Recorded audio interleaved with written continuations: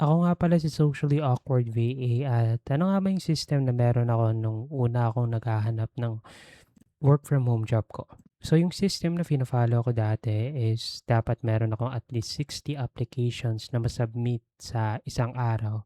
And to be honest, nag-focus na ako nun sa onlinejobs.ph. So sa onlinejobs.ph merong 60 points na binibigay sa isang araw nung time na nag apply ako. And then, puwede kang mag-bid sa mga job postings. So, depende na sa'yo kung ilang points yung gagamitin mo sa isang job posting. But for me, for every job posting, 1 point lang yung ginagamit ko.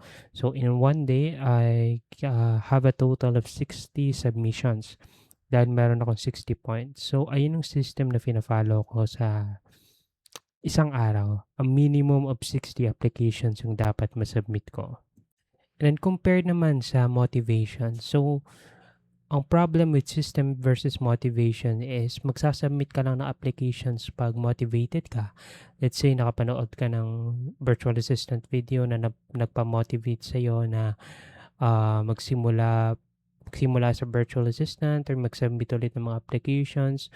So, you will submit a couple of applications this day and then the next day wala na and then, another day magsa-submit ka na naman. So yung problem is nagsa-submit ka lang ng applications 'pag motivated ka. Then 'pag hindi ka na motivated, hindi ka na nagsa-submit. So, you won't really see any results 'pag gano'n yung ginagawa mo. Not unlike meron kang system na fina-follow like minimum of 60 applications per day. So, even if you feel motivated that day, if you feel motivated that day, sasubmit mo or magsa-submit ka pa rin ng 60 applications. If you feel unmotivated on a certain day, magsa-submit ka pa rin ng 60 applications. If you feel sad, magsa-submit ka pa rin. If you feel angry or if you feel numb, magsa-submit ka pa rin dahil meron kang system na fina-follow.